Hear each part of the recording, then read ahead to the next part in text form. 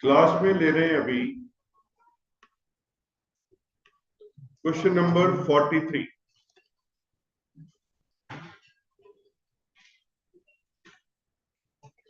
Question number 43। अब यहां लिखा है an organic substance containing carbon, hydrogen and oxygen। तो तीन एलिमेंट हो गए। Give the following percentage composition. तीनों की परसेंटेज कंपोजिशन गिवन है। अब हमें पता है कि अगर परसेंटेज कंपोजिशन गिवन हो तो यहां से निकाल सकते हैं एम्पिरिकल फॉर्मूला। वो पहले से आ गया आप कल से। वो कहते हैं vapour density of compound is 59। आज मॉलिक्यूलर मास नहीं दिया, वेपर डेंसिटी दी हुई है। क्या रिलेशन पड़ा था? Molecular mass is twice of vapour density. तो अपने आप आ गया डिटरमिन मॉलिक्यूलर फॉर्मूला। अब क्वेश्चन समझ आ रहा है? तो पहला स्टेप हो गया इसमें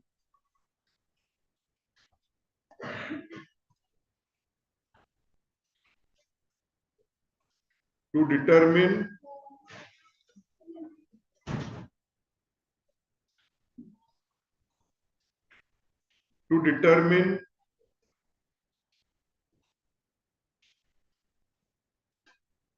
एम्पिरिकल फॉर्मूला। तो जो कल सीखा था वो सारा अप्लाई करना है। पहले एलिमेंट लिख लिए, कार्बन, हाइड्रोजन, ऑक्सीजन। फिर उनकी परसेंटेजेस लिख ली। ये गिवन है 40.687, 5.085, 54.228। यहां पे 3 डेसिमल प्लेस तक दिया है। आमतौर पे जो कॉमन प्रैक्टिस है that you write up to 2 decimal place, काफी होता है। अगला स्टेप क्या है? एटॉमिक मास लिखने। Carbon 12, hydrogen 1, oxygen 16। रिया अगला स्टेप क्या है?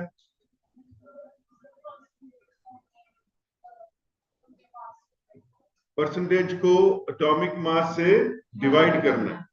अगर हम ये पहला करते हैं तो ये आ जाएगा 3.39। ठीक है, ले सकते। अगर उसने 3 तक दिया है तो कोई कारण है, वो इसलिए ज्यादा एक्यूरेटली आ जाता है। नहीं तो बच्चे फंस जाते हैं 1.9 और 1.8।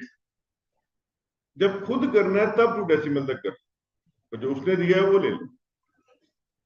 ये आ जाएगा सेम 5.085 और ये भी आ जाएगा 3.39।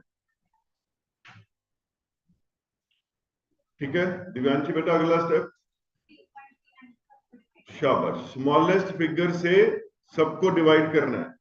तो इसमें स्मॉलेस्ट फिगर है 3.39, तो ये आ जाएगा 1, ये आ जाएगा 1.5, ये आ जाएगा 1। आज हमारी स्पीड तेज हो गई ना थोड़ी। आज मैं पूरा नहीं, फ्रैक्शन लिख के नहीं बता रहा, ओरली बता रहा हूं। Is it okay? अब अगला स्टेप क्या है? ये तो सिंपलेस्ट होल नंबर नहीं आया, 2 से मल्टीप्लाई कर ले। तो ये 2, ये 3, ये 2। तो इसका एम्पिरिकल फॉर्मूला हो गया C2H3O2। तो एक काम करते हैं, इसके साथ ही निकाल लेते हैं एम्पिरिकल फॉर्मूला मास। अब 2 कार्बन है, 3 हाइड्रोजन है और 2 ऑक्सीजन है। EF आएगा एम्पिरिकल फॉर्मूला। तो ये आपके पास आ जाएगा 59। ठीक है गुरमन, समझ आ गया बेटा? काव्या, अब स्टेप बी आ गया। आया जानवी, आ जाओ। टू डिटरमिन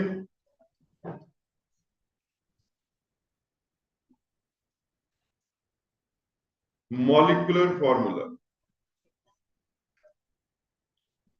पहले एम्पिरिकल फॉर्मूला निकाल लिया, अब निकालना है मॉलिक्यूलर फॉर्मूला। अब इस क्वेश्चन में क्या दिया हुआ है? Vapour density 59। तो molecular mass is twice of vapour density. तो ये बन गया 2 इंटू 59, 118। ठीक है रॉबिन, अब मजा आ रहा है क्वेश्चन करके? जब होने शुरू हो जाते फिर मजा आना शुरू हो जाती। We can do it. अब अगला स्टेप क्या है? एन की वैल्यू निकालनी। एन की वैल्यू का पुनीत क्या फॉर्मूला था? शाबाश। मॉलिक्यूलर मास, सारे अटेंटिव है ना, बारी किसी की भी आ सकती है। हम एक गेम खेल रहे हैं, गेम ऑफ न्यूमेरिकल्स, और फर्स्ट चैप्टर ऐसा है आपके सिलेबस का, इसमें 95% न्यूमेरिकल्स, चैप्टर ही ऐसा है। अब थ्योरी देखो, अभी हमने पढ़ी एम्पिरिकल फॉर्मूला क्या है, मॉलिक्यूलर फॉर्मूला क्या है, वो थोड़ी सी थी, उसके बाद शुरू हो गए न्यूमेरिकल। अगर आप पेपर सेटर होगे, थ्योरी पूछोगे या न्यूमेरिकल पूछोगे? आगे बात समझ, आपको अपने आप आंसर मिलेंगे।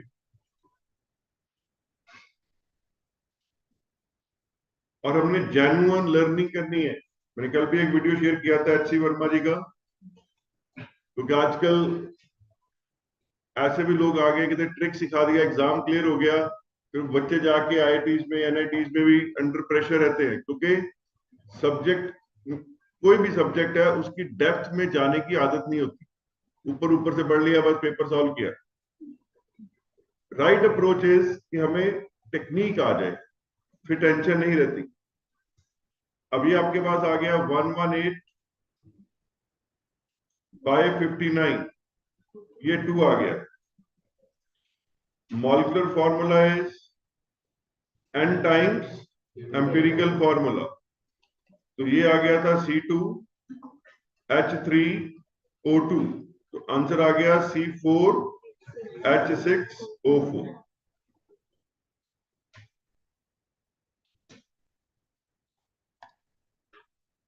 समझ आ गया? ठीक है कृषांक, अक्षर धवन, सबको क्लियर हो गया बेटा? जानवी लेट आई है, कोई नहीं, आप फिर रिकॉर्डिंग में देख लेंगे, फिर भी डाउट हो फिर भी मेरे से पूछ। लेकिन इस पे ज्यादा प्रॉब्लम नहीं आनी, क्योंकि जो कल पढ़ा था उसको दोबारा रिवाइज करके मैंने आज क्वेश्चन कराया कि कल वाला एक बार रिवाइज भी हो। अब जा रहे हैं, जो मैंने अभी क्वेश्चन करवाया वो आपके स्कूल के पेपर में आ सकता है, जो अभी कराया। अगला मैं छोड़ रहा हूं होमवर्क के लिए।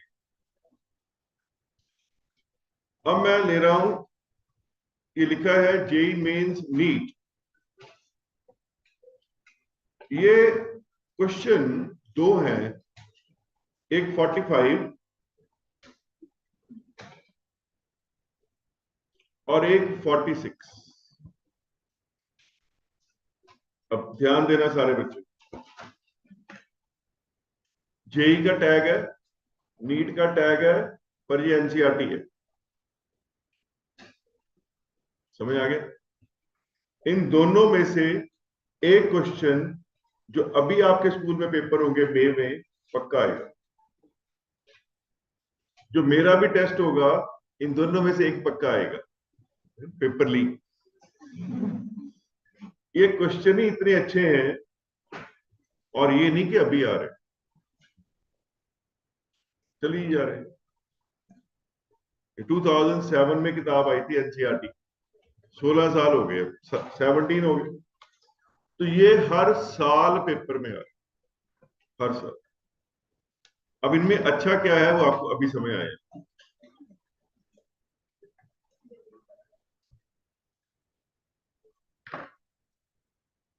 तो डर ना लगे, ऊपर लिख भी दिया एनसीईआरटी। आधा तो हमें डर नाम से लग जाता है, आगे तो हिम्मत ही नहीं बढ़ती। लेकिन हमने हिम्मत बढ़ानी है, तभी शुरू से ऐसे काम कर रहे हैं। रोज एक क्वेश्चन अच्छा करके जाते हैं, पर आज दो है।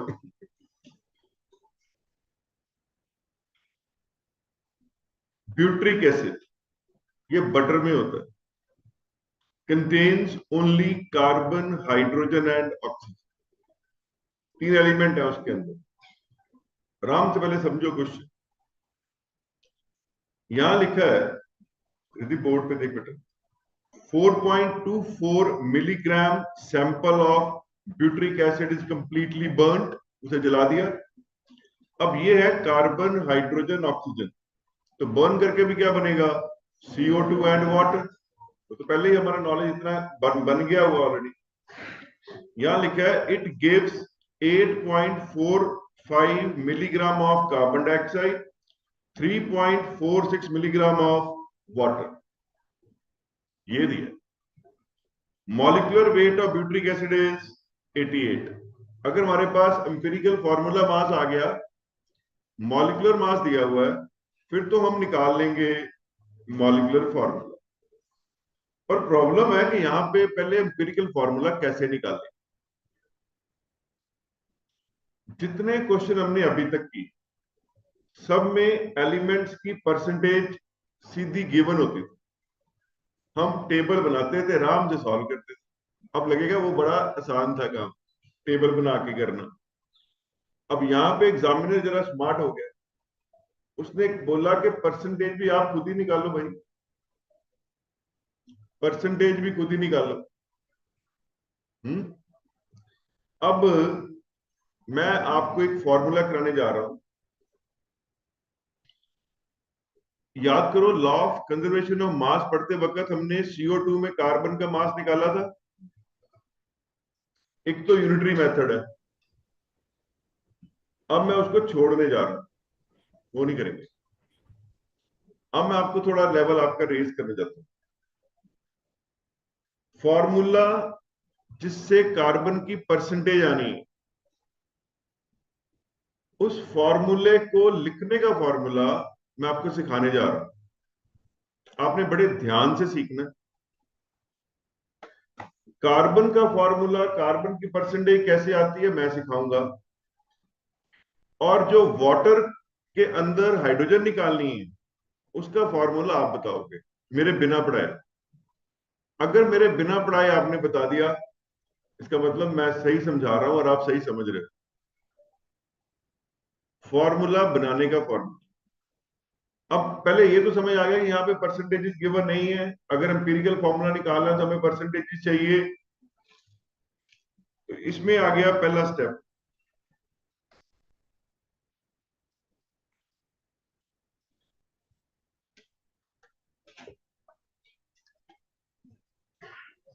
To determine percentage of carbon, hydrogen and oxygen.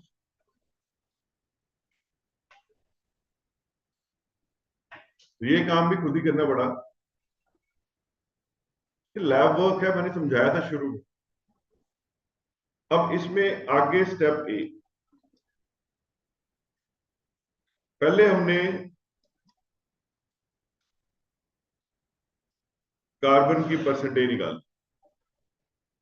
तीनों की परसेंटेज आ जाएगी, फिर तो क्वेश्चन वैसे ही होगा जैसे पहले किया। ये स्टेप नया है और हर बार एक स्टेप ऐड होता जा रहा है जैसे जैसे हम आगे जा रहे हैं। और यही पढ़ने और पढ़ाने का मेथड होता है, स्टेप बाय स्टेप। अब जिस एलिमेंट की परसेंटेज निकालनी उसको लिख लो। किसकी परसेंटेज निकालनी है, कार्बन की निकालनी है। जिस कंपाउंड में से निकालनी है उसको लिख लो। अब यहां पे कहां से निकालनी है, कार्बन डाइऑक्साइड। कार्बन डाइऑक्साइड में कितने कार्बन, 1, लिख लिया इतने। ये समझ आ गया। 2 मिनट स्क्रीन पे ध्यान दो, अभी चाहे फिजिकली कॉपी में मत लिखो, समझ लो पहले। CO2 में कितने carbon, 1, atomic mass of carbon 12, और इधर हो गया 44। ये समझ आ गया, कार्बन 12, ऑक्सीजन 16, दो हो गए 32, 32 प्लस 12 कितने हो गए 44। इतना समझ आ गया।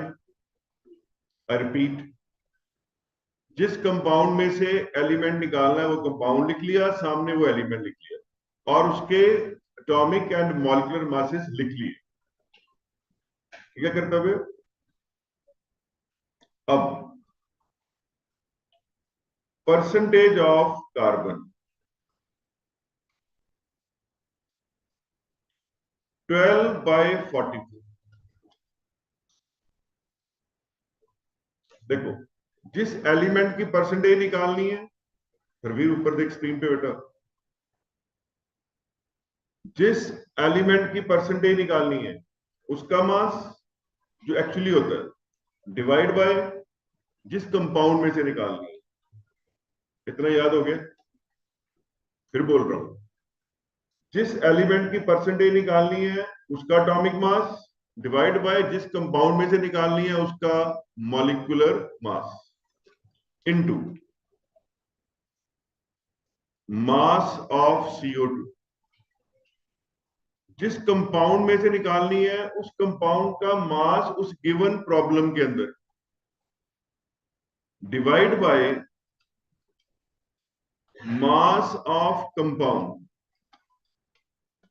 मैंने स्पीड बिल्कुल स्लो कर दी है कि सबको समझ आ जाए। ये फंडा वही है, marks obtained by total marks. जो CO2 आई कहां से आई? वो जो कंपाउंड बर्न किया था वहीं से आई।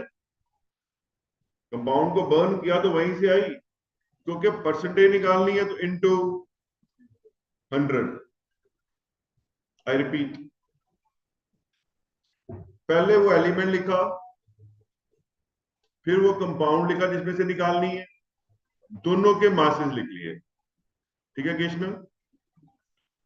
अब यहां पे आ गया 12/44। फिर जिस कंपाउंड में से परसेंटेज निकालनी है वो कंपाउंड गिवन क्वेश्चन में कितना है, मास ऑफ CO2 ओवर वो CO2 कहां से बनी, कंपाउंड को बर्न करके बनी। यहां लिखा था 4.24 milligram sample is burn and this much CO2 is obtained. इसको बर्न करके ही ये CO2 आई ना, आई तो यहीं से है ना, पेरेंट तो यही हुआ। तो mass of CO2 divide by mass of compound into 100। अब देखिए ये आ गया 12/44। एक बार फॉर्मूला बोल लो, 12/44 mass of CO2 over mass of compound into 100। 12/44 mass of CO2 by mass of compound into 100 दिया हुआ यार। 12/44 mass of CO2 over mass of compound into 100। अब mass of CO2 कितना दिया हुआ है 8.45, ये दिए मिलीग्राम, तो इनटू 10⁻³ आ गया। मिली मतलब 10⁻³ मिली का मतलब ही ये होता है। अब ये कहां से मिली, कितना कंपाउंड है 4.24। देखो मिलीग्राम तो वो तो कट ही जाने, 10⁻³ 10⁻³ पर पेपर में सब्जेक्टिव लिखना बहुत जरूरी है। कट गए, इसको अगर हम सॉल्व करते हैं तो ये सॉल्व करके आना चाहिए 54.20। ये सॉल्व करके आना चाहिए 54.20%। लिख लो फटाफट।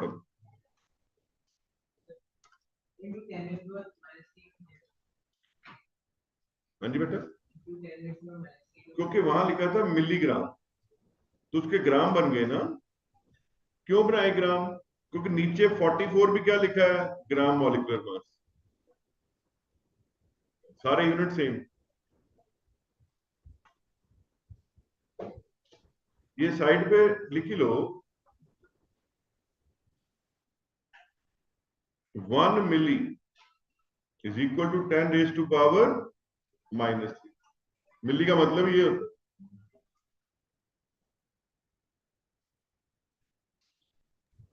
सर तो हाइड्रोजन की परसेंटेज वाटर में से भी तो ऐसी ही निकलेगी ना? हाँ, ऐसे निकलेगी, बिल्कुल ऐसे निकलेगी कर्तव्य। Same formula. Similar formula, same नहीं, सेम और सिमिलर में भी फर्क होता है। Yes sir. तो ये पीडीएफ आपके अकाउंट में अपलोड हो रही है, ये सेम है, सारे बच्चे सेम देखते हैं, यही अपलोड हुई होती है। और जो आप नोट्स कॉपी में बना रहे हो वो सिमिलर है, क्योंकि हैंडराइटिंग का डिफरेंस है।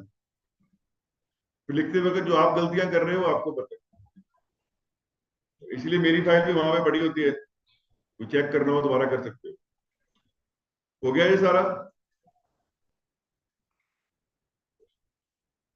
अब आ गया स्टेप बी।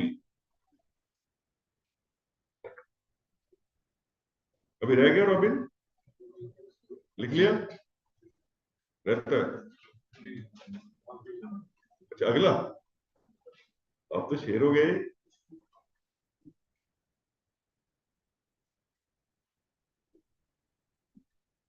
हो गया यहां तक। अब हाइड्रोजन निकालनी है फ्रॉम वाटर।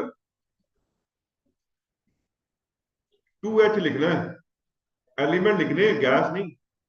एटम लिखने हैं कितने। अब इसका मास आ गया 2 और इसका मास आ गया 18। सही है। परसेंटेज ऑफ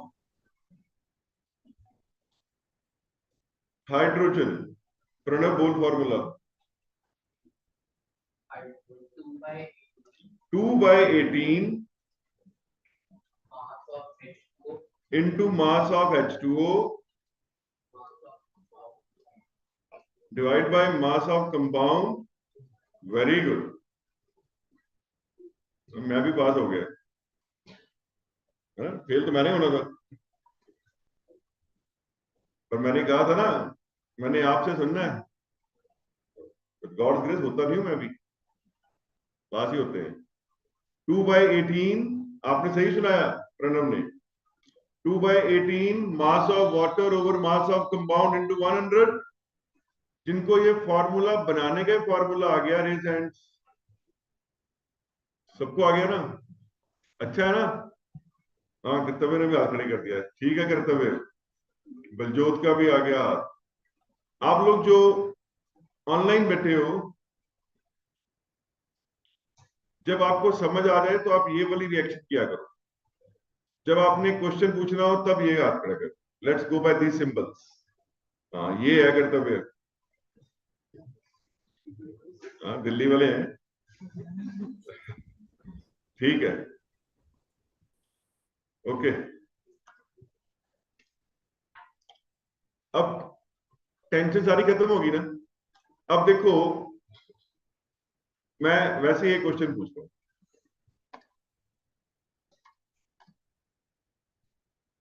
हमने क्लोरीन की परसेंटेज निकालनी है from AgCl। Atomic mass of silver is 108, वैसे मैंने लिखवाए हुए सारे। ये बन जाएगा 143.5 और ये आ गया 35.5। सही है। काव्या बोल इसका फॉर्मूला, परसेंटेज ऑफ क्लोरीन का क्या आता है।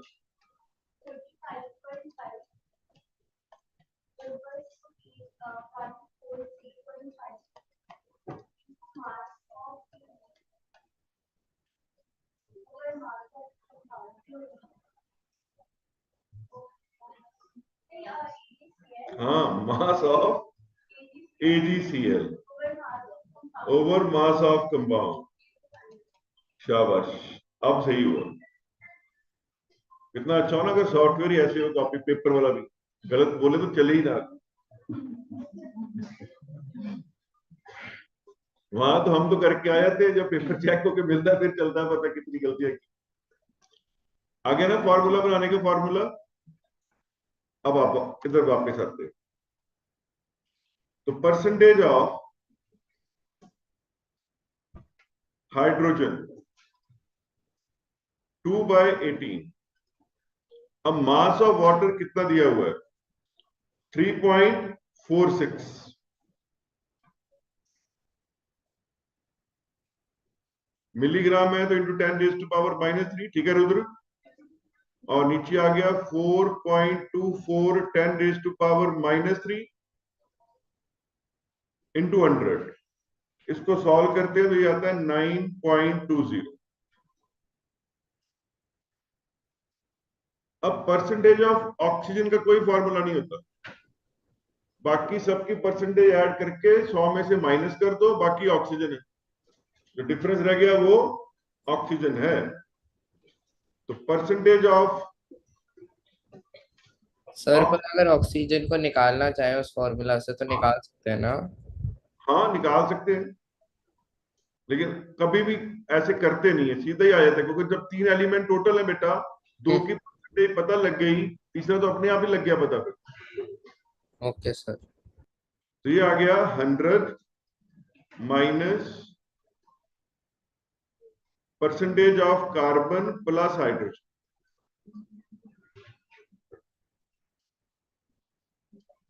100 माइनस 54.20 प्लस 9.20, तो ये आपके पास आ गया 36.60। अब ये क्वेश्चन बन गया जैसे कल कर रहे थे या अभी आज आते किया।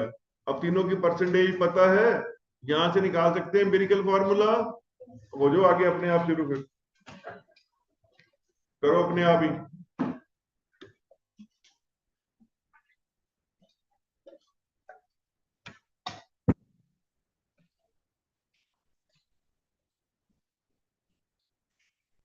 Step B, to determine empirical formula. Carbon, hydrogen, oxygen 54.20, 9.20, 36.60, atomic mass 12, 1, 16। अब इसको डिवाइड करेंगे पहले वाले को, तो आ जाएगा 4.5। ये आ रहा पूरे पूरे आ रहा। चलो 4.51, 9.2, ये तो यही रहना है, और ये 2.3, चलो मैंने 30 लिख लिया। Is it okay? अब स्मॉलेस्ट फिगर कौन है? 2.30, तो ये अप्रोक्सीमेटली 2 आ गया ना, 4.6 पे डबल हो जाता ना, ये 4 आ गया, ये 1 आ गया। हाँ जी, इतना चलेगा, नहीं तो मल्टीप्लाई करके 100 तक पहुंच जाएंगे। हाँ अगर ये 1.5 होता फिर मल्टीप्लाई करके। Is it okay? तो एम्पिरिकल फॉर्मूला आ गया C2H4O।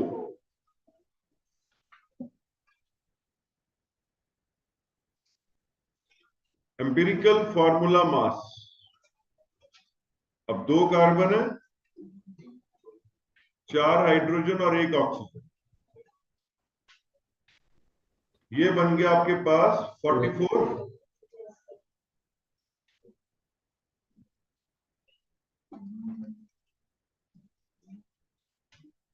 To determine molecular formula. अब इसमें हमने पहले निकालना है N।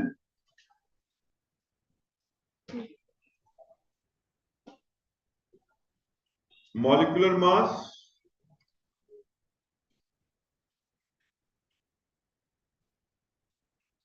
Over empirical formula mass, ये गिवन था 88, ये 2 आ गया।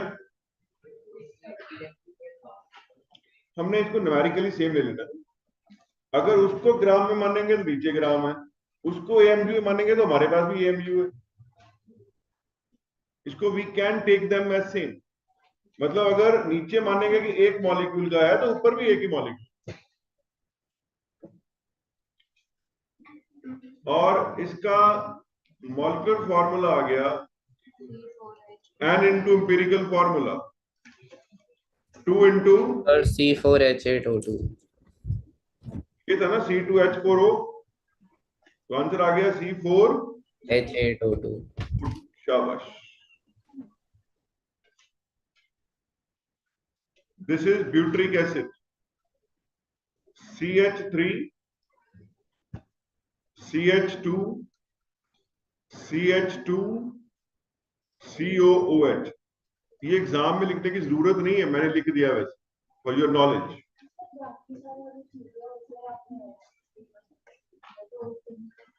आगे हमारी मजबूरी है, वो तो दोनों तरफ से सेम रहना है, इसलिए तो ये सिर्फ लिबर्टी फर्स्ट पे ही हो सकती है ना, क्योंकि अगर मैं इधर भी लिखूं तब भी वही हाल है। तो ये आ गया आपके पास ब्यूटेनॉइक एसिड, इसी को बोलते हैं ब्यूट्रिक एसिड। अब क्वेश्चन करके ना अपने आप आइडिया हो जाता है, एग्जाम वाला है डिफरेंट था ना। अब ये देखो, सबसे ज्यादा आपके स्कूल के पेपर्स में ये आ रहा है,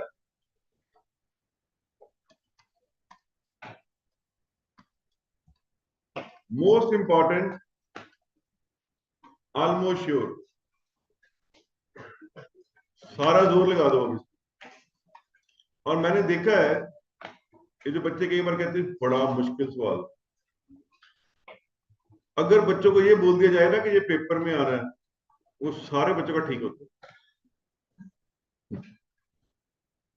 आपके दिमाग में कमी नहीं है, ब्रेन तेज है, बस ओरिएंटेशन की, डायरेक्शन की कमी है। एक बार सोच लिया फिर तो आप कर ही लेते हैं। अब ये क्वेश्चन आप खुद देखना कि सबसे बेस्ट जितने अभी तक किए, और एनसीईआरटी का है, एनसीईआरटी एक्सरसाइज की प्रॉब्लम है। अब यहां पे हम काम कैसे कर रहे हैं कि एनसीईआरटी की जो इन टेक्स्ट प्रॉब्लम है साथ में दी हुई है, एक्सरसाइज है, वो टॉपिक वाइज सेग्रीगेट की हुई। जो टॉपिक कर रहे हैं उसकी सारी प्रॉब्लम अभी कर रहे हैं, नहीं तो आमतौर पर पहले जी ये बुक वाली कर लो बाद में एक्सरसाइज वाली करेंगे, ऐसा कुछ नहीं, साथ साथ कर रहे सारा। अब क्या लिखा है क्वेश्चन में 46, welding gas contains only 2 elements. चलो ऑक्सीजन का तब सिर्फ कार्बन और हाइड्रोजन। आपको वैसे भी पता है वेल्डिंग गैस होती है एसिटिलीन C2H, पता है, इसको बोलते हैं गैस वेल्डिंग। आजकल ये कम होती है,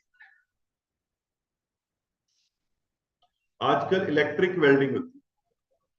आपने देखा हो ना घरों में, कभी वो ग्रिल्स लगती है, अभी वेल्डिंग कर रहे होते हैं, तो इलेक्ट्रिसिटी से करते हैं इलेक्ट्रिक वेल्डिंग, ये गैस वेल्डिंग है। अब क्या कहता है, burning of A small sample of it, ध्यान देना, burning of A small sample of it, क्या ध्यान देना इसमें। पिछले क्वेश्चन में लिखा था 4.24 gram of compound on combustion gives. अब एग्जामिनर और भी कंजूस हो गया, उसका भी मास नहीं दिया, समझ आया, उसका मास भी खा गया एग्जामिनर। अगर वो मास दिया होता तो पिछला फॉर्मूला लग जाना था, 12/44 mass of compound over mass of CO2 by mass of compound into 100। अब जनाब ने मास ऑफ कंपाउंड ही नहीं दिया, मर्जी उसकी। आगे वो कहता है, क्योंकि पहले आप क्वेश्चन को अप्रिशिएट करो ना, कितना अच्छा क्वेश्चन है। इन oxygen gives 3.38 gram CO2, 0.690 gram of water, clear liquid and no other products। अब पहला काम तो हमारा है एलिमेंट्स की परसेंटेज निकालनी। जब तक वो नहीं आएगी, एम्पिरिकल फॉर्मूला नहीं आएगा, एंड में निकालना है मॉलिक्यूलर फॉर्मूला। और चालाक हो गया एग्जामिनर, उसने कहा volume of 10 litre measured at STP, standard temperature pressure, नाम तो सुना होगा, of this welding gas is found to weigh 11.6 ग्राम। ये साइड पे लिखना पहले। इतना आपने छोटी क्लास में पढ़ा होगा, 1 मोल of any gas at STP has volume is equal to 22.4 litre. पढ़ा हुआ है ना? बोलना कि ये भी नो सर, कुछ तो यस सर हो, ये तो पढ़ा हुआ है। 1 मोल ऑफ एनी गैस, चलो अब पढ़ लो।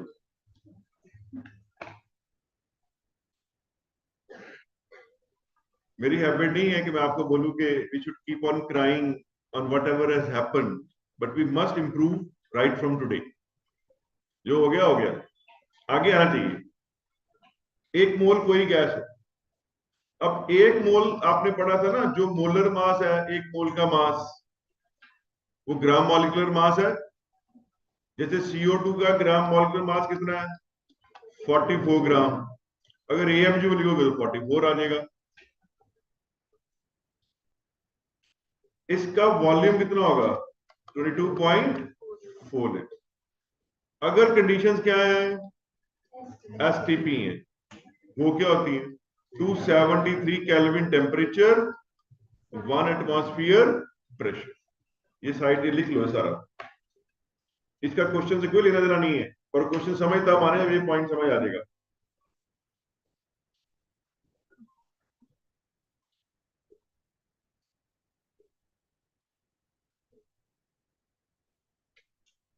Excuse me sir.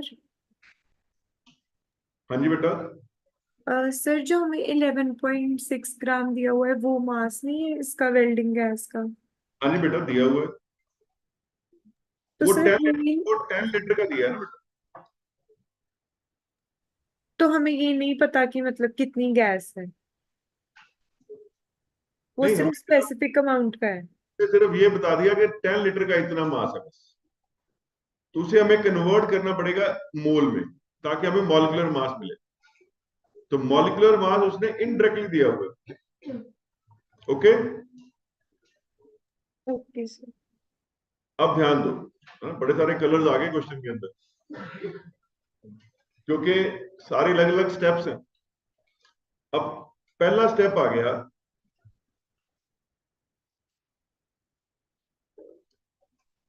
To determine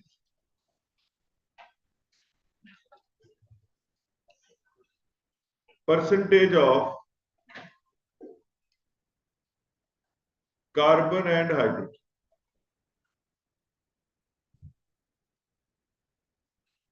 अब क्या कहा एग्जामिनर? एक कंपाउंड है कार्बन और हाइड्रोजन का, जिसका मास कोई दिया नहीं, उसकी की कंबस्शन, तो क्या बना? CO2 एंड वाटर दिया हुआ है। अब CO2 कितनी बनी है? 3.38 ग्राम, और वाटर बना है 0.690 ग्राम। ठीक है हर तेजेश्वर? अब तब तक परसेंटेज नहीं आ सकती जब तक कि इसका मास पता ना लगे। कैन एनीबॉडी गेस इसका मास कैसे निकाल सकते हैं?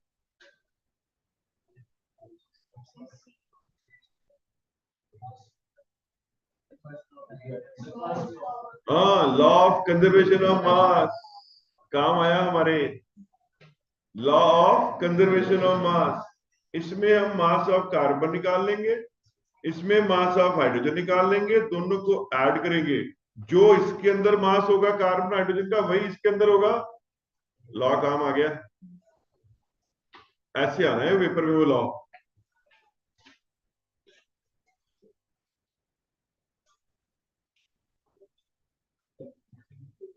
अब देखो स्टेप स्मॉल ए, CO2 में कितने कार्बन? 1। ये 44 है तो ये कितना हो गया? 12। मैंने जानबूझ के यहां पे पहले ही ग्राम लिख दिया। अगर सारे ग्राम में है तो आपको तो ग्राम कट जाने को फर्क नहीं पड़ता, नंबर सेम रहना, इसमें नहीं फंसना। अब क्वेश्चन में कितनी CO2 बनी? तो इसमें कार्बन का अमाउंट निकाल लेंगे ऐसे, बिना यूनिटरी मेथड के कर सकते हो ना,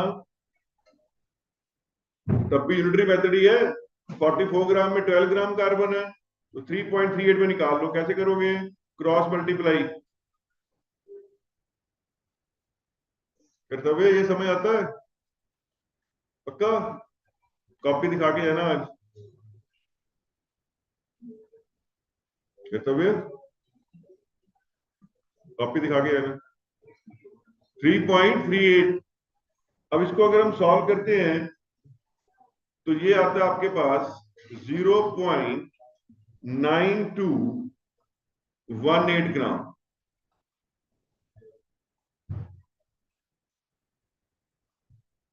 तो कार्बन का मास लग गया पता? ठीक है दिव्या, कार्बन का मास समझ आ गया। अब ऐसे ही हाइड्रोजन का मास निकाल लेंगे। ये 18 और ये 2, और क्वेश्चन में कितना वाटर है? 0.690।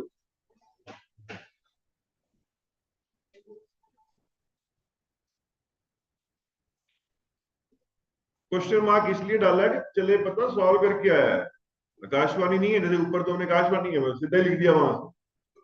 इसको अगर आप सॉल्व करोगे तो ये आ जाएगा 0.0767 ग्राम।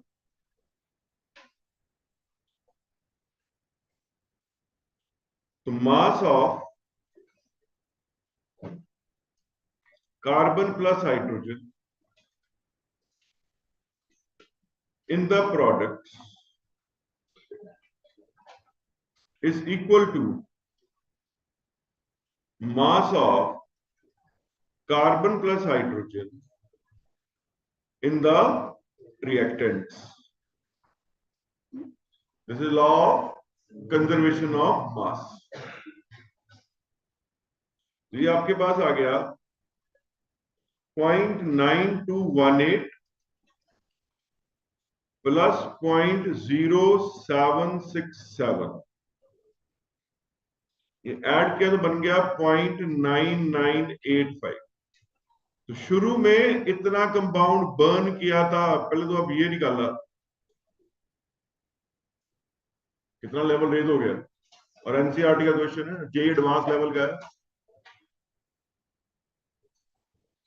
0.9985 को बर्न किया था तो हमें इतनी CO2 और इतना वाटर मिला। Is it okay? अब क्योंकि हमें मार्क्स ऑब्टेन्ड और टोटल मार्क्स दोनों पता है, मतलब जो कार्बन CO2 में है और जो मास ऑफ कंपाउंड है दोनों पता है, तो परसेंटेज निकाल सकते हैं। जब तक हमें टोटल मार्क्स नहीं पता तो परसेंटेज कहां से आनी है? अब आ गया स्टेप सी, स्मॉल सी है ये भी, percentage of carbon, that is mass of carbon over mass of compound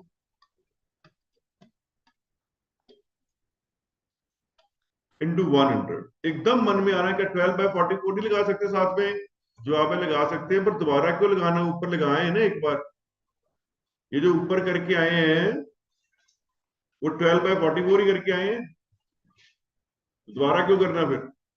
पर यहां मजबूरी ये थी कि मास ऑफ कंपाउंड ही नहीं पता था, इसलिए हमें ऐसे चलना पड़ा। रिया स्लोत्रा समझ आ गया बेटा? तो दगम, अब ये आपके पास आ गई, मास ऑफ कार्बन निकाला हमने 0.9218, और मास ऑफ कंपाउंड आया 0.9985। इसको अगर हम सॉल्व करते हैं तो वो आता है 92.32%।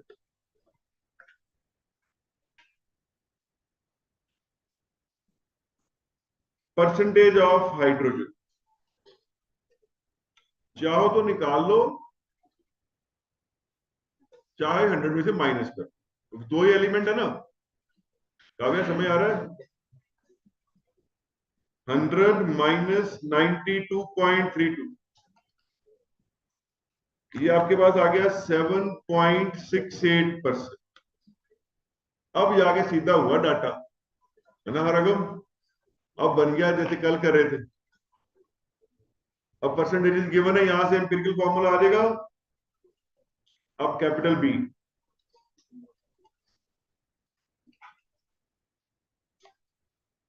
To determine empirical formula.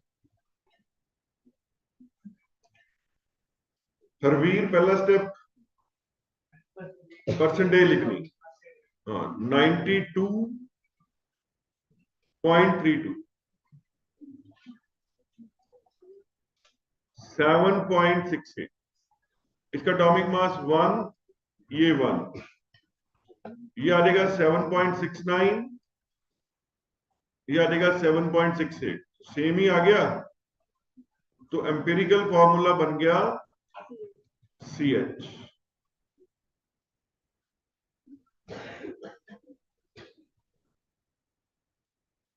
तो एम्पिरिकल फॉर्मूला मास आ गया 12 + 1 13। अंतर भी समझ आ रहा है? अब आ गया बेटा कैपिटल स्टेप C।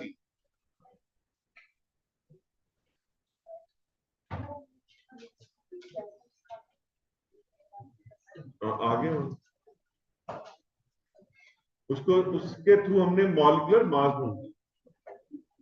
अब क्वेश्चन में लिखा है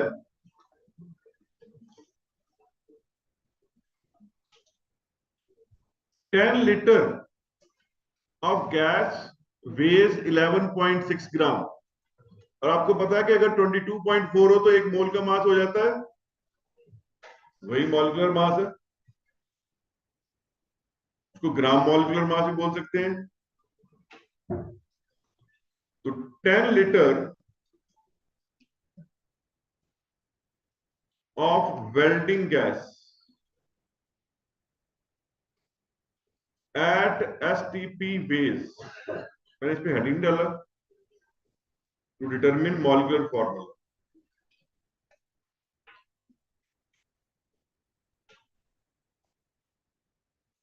उसमें आगे स्मॉल स्टेप ए, पहले निकाल रहे हैं molecular mass. 10 litre of welding gas at STP base 11.6 ग्राम। अब गुरमिलन आ गया 22.4 लीटर।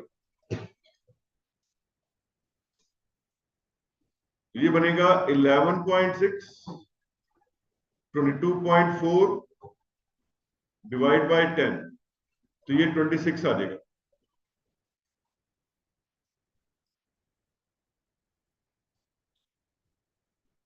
इसका मतलब molecular mass of welding gas, यहां पे चाहे 26 ग्राम लिख लो, आप ग्राम में सॉल्व कर रहे हैं, मैंने इधर सिर्फ नंबर लिख दिया। डिफरेंस हमें आ गया ना, जब हम ग्राम में बात कर रहे हो 1 मोल का है, अगर नहीं कर रहे तो 1 मॉलिक्यूल का है। रेशियो तो सेम रहनी है। वो क्यों आया था कंसेप्ट, तो मैंने बताया था, इसलिए कि डील करना आसान हो जाए। आम लाइफ में 26 ग्राम को तो हम डील कर सकते हैं, AMG को डील नहीं कर सकते। अब n की वैल्यू आ गई 26/13, सीधा लिख दूं बेटा, molecular mass by empirical formula मास, फिर किसी ना किसी को प्रॉब्लम ना हो जाए। ये लो, molecular mass over empirical formula mass. तो ये आ गया 2. The molecular formula is N into empirical formula. So 2 into CH. So answer is C2H2. आज ये जो 2 क्वेश्चन किए हमने, वो एक ही क्वेश्चन 5-5 के बराबर है. इतने स्टेप हैं और वो आपके एग्जाम में भी आने वाले हैं. आप खुद पेपर सेटर हो तो सेट कर दोगे ना इसको. वेल्डिंग गैस वाला एक बार सारा पढ़ लो, कि डाउट है तो पूछ लो. मंडे आपका साथ ही साथ डाउट सेशन भी है. कोई भी डाउट पूछ रहे हो इन 2 टॉपिक के अंदर, वो पूछ सकते हो.